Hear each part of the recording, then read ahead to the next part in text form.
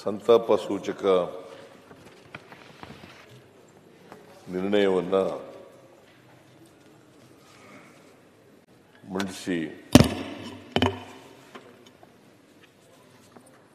ನಿಮ್ಮ ಅಭಿಪ್ರಾಯವನ್ನು ಕೂಡ ವ್ಯಕ್ತ ಮಾಡಿದ್ದೀವಿ. ಈ ಸಂತಾಪ ಸೂಚಕ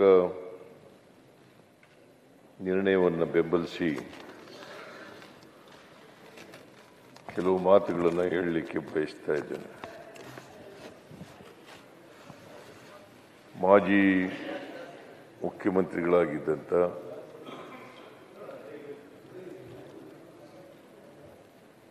ಎಸ್.ಎಂ. ಕೃಷ್ಣ ಅವರು ಇವತ್ತು ಬೆಳಗಿನ ಜಾವ ನಮ್ಮನ್ನಾಗಲಿದ್ದಾರೆ. ಅವಳು ಒಬ್ಬ ನೀವು ಹೇಳದಂತೆ ಒಬ್ಬ ಮುತ್ಸದ್ದಿ ರಾಜಕಾರಣಿಯಾಗಿದ್ದರು. ದೂರದೃಷ್ಟಿ ಉಳ್ಳವರಾಗಿದ್ದರು.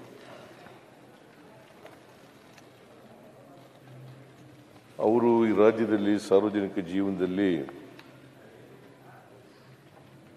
ಬಹಳ ದೀರ್ಘಕಾಲ ರಾಜಕಾರಣ ಮಾಡಿದ್ದಾರೆ.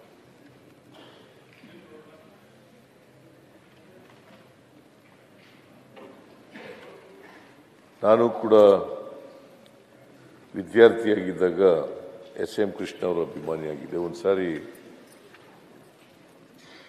ಮಂಡ್ಯದವರು 1968ರಲ್ಲಿ ಟೌನ್ ಹಾಲ್ನಲ್ಲಿ ಒಂದು ಸಭೆ ಕರೆದಿದ್ದರು. ಎಸ್.ಎಂ. ಕೃಷ್ಣ ಅವರು ಆಗ ಉಪಚುನಾವಣೆ ನಿಲ್ತಾ ಇದ್ರು ಲೋಕಸಭೆಗೆ. ಪ್ರಜಾ ಸೋಷಲಿಸ್ಟ್ ಪಾರ್ಟಿ PSP. ನಾನು ಆಗ 68ರಲ್ಲಿ BSc ಓದ್ತಾ ಇದ್ದೆ, ಫೈನಲ್ ಇಯರ್ BSc. ನಾನು ಇನ್ನೂ ಆಗ ಸಮಾಜವಾದಿ ಪಾರ್ಟಿ ಸೇರಿರಲಿಲ್ಲ. ಲಾ ಕಾಲೇಜಿಗೆ ಸೇರಿದ ಮೇಲೆ ಸಮಾಜವಾದಿ ಪಾರ್ಟಿ ಸೇರ್ಕೊಂಡದ್ದು ನಾನು. ಆದರೆ PSPಗೆ ಸೇರಿರಲಿಲ್ಲ, SSPಗೆ ಸೇರ್ಕೊಂಡಿದ್ದೆ. ಲೋಹಿಯಾ ಅವ್ರ ಪಾರ್ಟಿಗೆ ಸೇರ್ಕೊಂಡಿದ್ದೆ. ಇವರು 68ರಲ್ಲಿ ಟೌನ್ ಹಾಲ್ನಲ್ಲಿ, ಮೈಸೂರಿನ ಟೌನ್ ಹಾಲ್ನಲ್ಲಿ ಒಂದು ಮಂಡ್ಯ ವಿದ್ಯಾರ್ಥಿಗಳ ಒಕ್ಕೂಟದ ಸಂಘದವರು ಒಂದು ಸಭೆ ಕರೆದಿದ್ರು. ಆ ಸಭೆಯಲ್ಲಿ ನಾನು ಕೂಡ ಭಾಗಿಯಾಗಿದ್ದೆ. ಇವ್ರನ್ನ ಕ್ಯಾಂಡಿಡೇಟ್ ಅಂತೇಳಿ ಡಿಕ್ಲೇರ್ ಆಗಿತ್ತು. ಇವರೇ ಚುನಾವಣೆ ನಿಂತುಕೊಳ್ಳೋದು, ಲೋಕಸಭೆಗೆ ಉಪಚುನಾವಣೆ ಅದೊಂದು. ಆ ಚುನಾವಣೆ ನಿಂತುಕೊಳ್ಳೋದು ಅಂತಾಗಿದ್ರು. ಆಗ ವಿದ್ಯಾರ್ಥಿಗಳೆಲ್ಲ ನಾವೆಲ್ಲರೂ ಕೂಡ ಎಸ್.ಎಂ. ಕೃಷ್ಣ ಅವರಿಗೆ ಮಂಡ್ಯ ಜಿಲ್ಲಾ ವಿದ್ಯಾರ್ಥಿ ಬಳಗ ಮತ್ತು ನಾವೆಲ್ಲ ಮೈಸೂರಿನವರು ನಾವೆಲ್ಲರೂ ಕೂಡ ಬೆಂಬಲಿಸಿದ್ರು. ಇವರು ಸ್ವತಂತ್ರವಾಗಿ 1962ರಲ್ಲೇ ವಿಧಾನಸಭೆಗೆ ಸ್ಪರ್ಧೆ ಮಾಡಿದರು. ಸ್ವತಂತ್ರ ಅಭ್ಯರ್ಥಿಯಾಗಿ ಸ್ಪರ್ಧೆ ಮಾಡಿದರು 62ರಲ್ಲಿ. ಆಮೇಲೆ 68ರಲ್ಲಿ ಲೋಕಸಭೆಗೆ ಸ್ಪರ್ಧೆ ಆದರು. 3 ಸಾರಿ ಲೋಕಸಭೆ ಸದಸ್ಯರಾಗಿದ್ದರು. ಬಹುಶಃ ಕರ್ನಾಟಕದ ಇತಿಹಾಸದಲ್ಲಿ ನನಗೆ ಗೊತ್ತಿರೋ ಮಟ್ಟಿಗೆ ವಿಧಾನಸಭೆ, ವಿಧಾನ ಪರಿಷತ್ತು, ಚಂದ್ರೇಗೌಡರು ವಿಧಾನ ಪರಿಷತ್ತು ಆಗಿದ್ರು, ವಿಧಾನಸಭೆಗೂ ಆಗಿದ್ರು, ಲೋಕಸಭಾ, ರಾಜ್ಯಸಭಾ ಆಗಿದ್ರು. 4 ಸದನಗಳ ಸದಸ್ಯರಾಗಿದ್ದವರು ಹೊಸ ಎಸ್.ಎಂ. ಕೃಷ್ಣ ಅವರೊಬ್ಬರು, ಚಂದ್ರೇಗೌಡರೊಬ್ಬರು.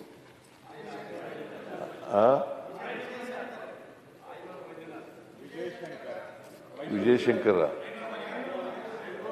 ಅವನಾಗಿದ್ದ.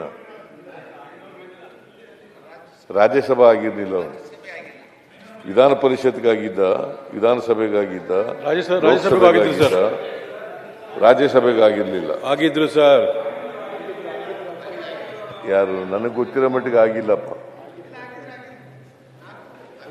ಆಯ್ತು, ಮತ್ತೆ ನೋಡ್ಬೋದು. ಆಯ್ತು, ಸಬ್ಜೆಕ್ಟ್ ಟು ಕರೆಕ್ಷನ್. ನಂಗೆ ಗೊತ್ತಿಲ್ಲ. ನನಗೆ ಗೊತ್ತಿರೋ ಮಟ್ಟಿಗೆ 3 ಸದನ ಆಗಿದ್ದದವರು. ಲೋಕಸಭೆ ಅಲ್ಲ ಜೆ ಟಿ ದೇವೇಗೌಡ್ರೆ, ಇಲ್ಲಿ ಆಯನೂರು ಮಂಜುನಾಥ್ ಬಗ್ಗೆ ನಾವು ಚರ್ಚೆ ಆಯ್ತು. ಬಗ್ಗೆ ನೀವು ಹೇಳುವಾಗ ಹೇಳಿ. ನಾನು ತಪ್ಪಾಗಿ ಹೇಳಿದ್ರೆ ಅದನ್ನ ತಿದ್ಕೊಳ್ಳಿಕ್ಕೆ ತಯಾರಾಗಿದ್ದೇನೆ. ನನಗೆ ಗೊತ್ತಿರೋ ಮಟ್ಟಿಗೆ ವಿಜಯಶಂಕರ್ ಈಗ ರಾಜ್ಯಪಾಲರಾಗಿದ್ದಾರೆ, ಮೇಘಾಲಯದ ರಾಜ್ಯಪಾಲರಾಗಿದ್ದಾರೆ. ಅವರು ಲೋಕಸಭೆಗೆ ಆಯ್ಕೆಯಾಗಿದ್ದರು, ವಿಧಾನ ಪರಿಷತ್ತಿಗೆ ಆಯ್ಕೆಯಾಗಿದ್ದರು, ಆಮೇಲೆ ವಿಧಾನಸಭೆಗೂ ಆಯ್ಕೆಯಾಗಿದ್ದರು. ಅಷ್ಟು ಗೊತ್ತು. ಮುಂದೆ ನನಗೆ ಗೊತ್ತಿಲ್ಲ, ಅರ್ಥ ಮರ್ತ್ಬಿಟ್ಟಿರ್ಬೋದು ನಾನು. ನಿಮ್ಗೇನಾದ್ರು ಗೊತ್ತಿದ್ರೆ ಹೇಳಿ, ಯಾವ ವರ್ಷದಿಂದ ಯಾವ ವರ್ಷದವರೆಗೆ ಆಗಿದ್ರು ಗೊತ್ತಿಲ್ಲ ನನಗೆ. ಏನಪ್ಪಾ ಜಿ ಟಿ ದೇವೇಗೌಡ ಆಗಿದ್ರೇನೆಯ?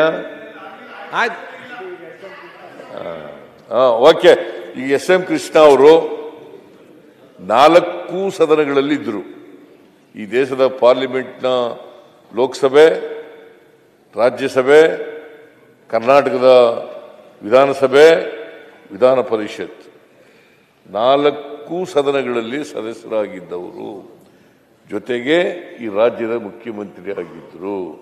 ಜೊತೆಗೆ ಈ ವಿಧಾನಸಭೆಯ ಸ್ಪೀಕರ್ ಆಗಿದ್ರು. ನೀವು ಕೂತಿರ್ತಕ್ಕಂಥ ಜಾಗದಲ್ಲಿ ಕೂತಿದ್ರು. ವಿಧಾನಸಭೆಯ ಸ್ಪೀಕರ್ ಕೂಡ ಆಗಿದ್ರು. ಆಮೇಲೆ ಕೇಂದ್ರದ ಸಚಿವರು ಕೂಡ ಆಗಿದ್ರು. ಆಮೇಲೆ ರಾಜ್ಯಪಾಲರು ಕೂಡ ಆಗಿದ್ರು. ಮಹಾರಾಷ್ಟ್ರದ ರಾಜ್ಯಪಾಲರಾಗಿದ್ದರು. ಮಹಾರಾಷ್ಟ್ರದ ರಾಜ್ಯಪಾಲರಾಗಿದ್ದಾಗಲೇ ನಾನು ಕಾಂಗ್ರೆಸ್ ಸೇರ್ಕೊಂಡರು. ಅವರು ಬಾಂಬೆನಲ್ಲಿ ರಾಜ್ಯಪಾಲರಾಗಿದ್ದರು. ನಾನು ಅವ್ರನ್ನ ಭೇಟಿ ಮಾಡಕ್ಕೆ ಹೋಗಿದ್ದೆ. ಮಾದೇವಪ್ಪ ಬಂದಿದ್ದ? ಮಾದೇವಪ್ಪ ನೀ ಬಂದಿದ್ಯಾ ನನ್ನ ಜೊತೆ? ಎಸ್ ಎಂ ಕೃಷ್ಣ ಅವ್ರನ್ನ ಭೇಟಿ ಮಾಡಿದಾಗ ನೀ ಬಂದಿರ್ಲಿಲ್ಲಲ್ಲ? ಮುಂಬೈ ಇಬ್ರಾಹಿಂ ಹೋಗಿ ನಾನು ಕಾಂಗ್ರೆಸ್ ಸೇರ್ಬೇಕು ಅಂತ ಅನ್ಕೊಂಡಿದ್ದೀನಿ, ಏನ್ ಮಾಡಲಿ, ನಿಮ್ಮ ಸಲಹೆ ಬೇಕು ಅಂತ ಕೇಳಿದ್ದೆ. ಆಗ ಅವರು ಅಯ್ಯೋ ನೀವು ಸೇರ್ಕೊಳ್ಳಿ ಅಂತ ಹೇಳಿದ್ರು, ಕಾಂಗ್ರೆಸ್ ಸೇರ್ಕೊಳ್ಳಿ ಅಂತ ಹೇಳಿದ್ರು. ಸೊ ಅವರು ಒಬ್ಬ ಸಜ್ಜನ ರಾಜಕಾರಣಿ. ಅವ್ರು ಏನ್ ಹೇಳಿದ್ರು ಅಲ್ಲಿ ರಾಜ್ಯಪಾಲ ತಿಂಡಿ ಕೊಟ್ಬಿಟ್ಟು, it is historical necessity that Siddaramaiah teams admitted to Congress party ಅಂತ ಸೋನಿಯಾಜ್ ಅವ್ರಿಗೆ ಮಾತಾಡ್ಬೇಕು ಅಂತ ಹೇಳಿ. ಅದು ಮರ್ತಿದ್ದೀನಿ ನಾನು. ಅದೇ ವರ್ಡ್ ಹೇಳಿದ್ದು.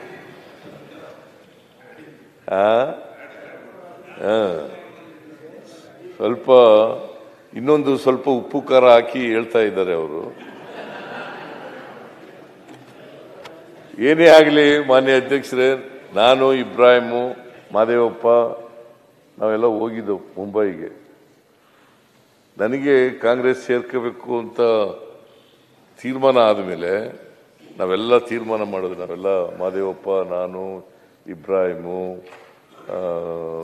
ಇವನು ಇವನು ಅಂತವನು ಮಾದೇವಪ್ಪ ಇಲ್ಲ, ಮಾದೇವ ಪ್ರಸಾದ್ ಇಲ್ಲ, ಇವನು ಸತೀಶ್ ಜಾರಕಿಹೊಳಿ, ಬಿ ಆರ್ ಪಾಟೀಲ್, ಆಮೇಲೆ ಕೃಷ್ಣಮೂರ್ತಿ, ಕಡೂರು ಕೃಷ್ಣಮೂರ್ತಿ, ಆಮೇಲೆ ಸೋಮಶೇಖರ್, ಮಾದೇವ್, ನಮ್ಮ ಮಂಚನಹಳ್ಳಿ ಮಾದೇವ್, ಇವರೆಲ್ಲ ಒಂದು ಗುಂಪಾಗಿ ನಾವು ಎ ಕೆ ಸುಬ್ಬಯ್ಯನವರು ನಾವೆಲ್ಲ ಕಾಂಗ್ರೆಸ್ ಸೇರಬೇಕು ಅಂತ ತೀರ್ಮಾನ ಆಯ್ತು. ಆಗ ಇವ್ರನ್ನ ಭೇಟಿ ಮಾಡೋಣ ಅಂತ ಮಾದೇವಪ್ಪನೋ ಇಬ್ರಾಹಿಮ ಸಲಹೆ ಕೊಟ್ಟಿದ್ರು. ಅಲ್ಲ ನೀನೇನ?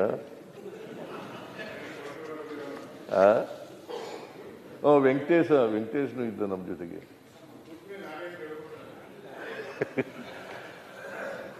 ಇವೆಲ್ಲ ನಾವೆಲ್ಲ ಸೇರ್ಕೊಂಡಾಗ ಆಗ ಹೋಗಿ ಕೇಳಿದ್ದ. ಪಾಪ ಎಸ್ ಎಂ ಕೃಷ್ಣ ಅವರು ನಮಗೆಲ್ಲ ಊಟ ಹಾಕಿ, ನಮಗೆ ನೀವು ಬಹಳ ಅಗತ್ಯ ಇದೆ, ಸೇರ್ಕೊಳ್ಳಿ ಕಾಂಗ್ರೆಸ್ಗೆ ಅಂತ ಹೇಳಿ ನನಗೆ ಅಡ್ವೈಸ್ ಮಾಡಿದ್ರು. ಮೋಸ್ಟ್ ಲೈಕ್ಲಿ 95 ಇಸ್ವಿ ಅಲ್ಲ 2005ನೇ ಇಸ್ವಿ 2005ನೇ ಇಸ್ವಿನಲ್ಲಿ 2004ರಲ್ಲಿ ಅವರು ಗವರ್ನರ್ ಆದದ್ದು. 2005ನೇ ಇಸ್ವಿನಲ್ಲಿ ನನ್ನನ್ನು ಕಾಂಗ್ರೆಸ್ JDSನಿಂದ ಎಕ್ಸ್ಪೆಲ್ ಮಾಡಿಬಿಟ್ರು. ಸುರೇಶ್ ಬಾಬು ಎಕ್ಸ್ಪೆಲ್ ಮಾಡಿಬಿಟ್ರು ನನ್ನನ್ನು.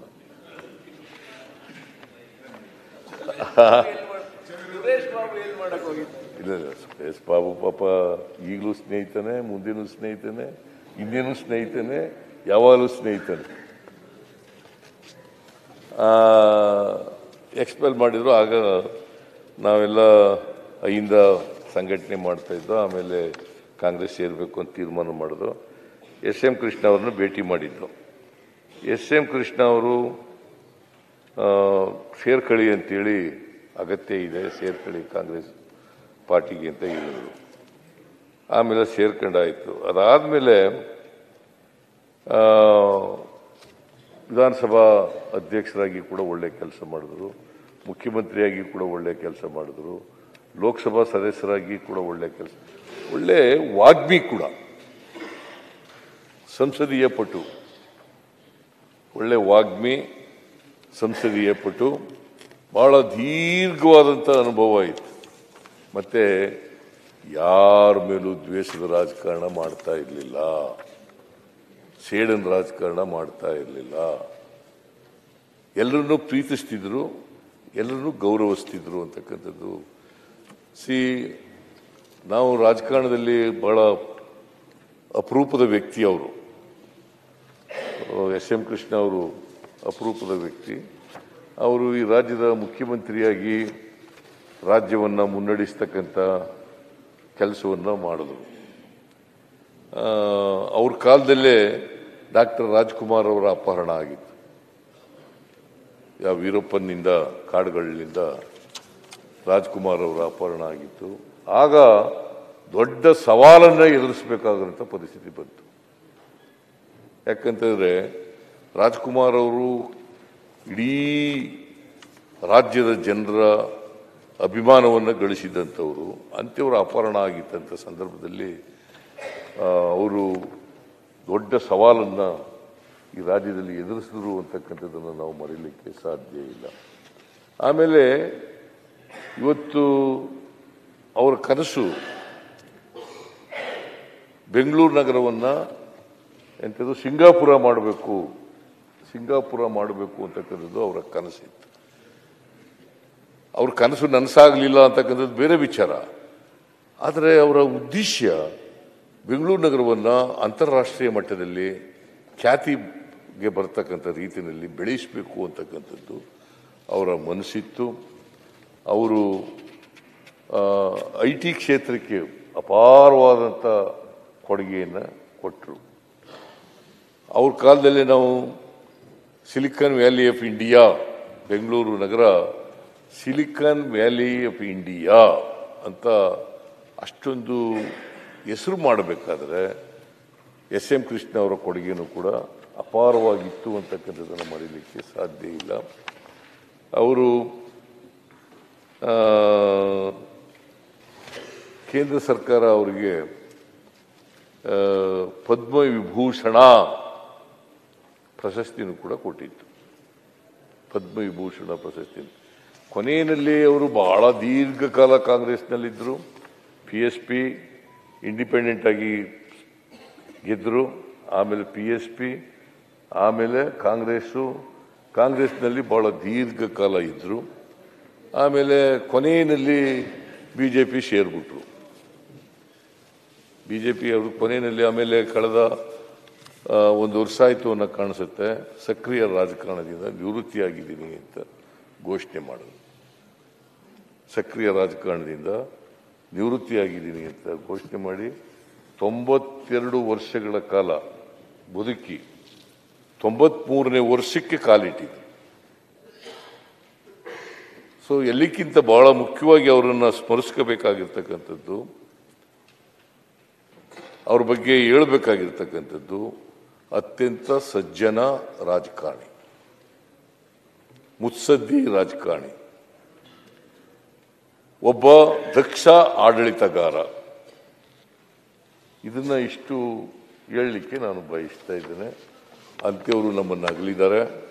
ಅವರ ಆತ್ಮಕ್ಕೆ ಚಿರಶಾಂತಿ ದೊರಕಲಿ ಅಂತೇಳಿ ನಾನು ಪ್ರಾರ್ಥನೆಯನ್ನು ಮಾಡ್ತೇನೆ. ಅವರ ಕುಟುಂಬ ವರ್ಗದವರಿಗೆ ಅವರ ಸಾವಿನ ದುಃಖವನ್ನು, ಅವರ ಅಭಿಮಾನಿಗಳಿಗೆ, ಅವರ ಸ್ನೇಹಿತರಿಗೆ ಅವರ ಸಾವಿನ ದುಃಖವನ್ನು ಭರಿಸ್ತಕ್ಕಂಥ ಶಕ್ತಿ ಕೊಡಲಿ ಅಂತೇಳಿ ಪ್ರಾರ್ಥನೆ ಮಾಡಿ ನಿಮ್ಮ ನಿರ್ಣಯವನ್ನು ಬೆಂಬಲಿಸಿ ನನ್ನ ಮಾತುಗಳನ್ನು ಮುಗಿಸ್ತೇನೆ. ಹೆಚ್ಚಿನ ವಿಡಿಯೋಗಳಿಗೆ ಪ್ರತಿಧ್ವನಿ ಯೂಟ್ಯೂಬ್ ಚಾನೆಲ್ ಸಬ್ಸ್ಕ್ರೈಬ್ ಮಾಡಿ, ಬೆಲ್ ಐಕಾನ್ ಕ್ಲಿಕ್ ಮಾಡಿ.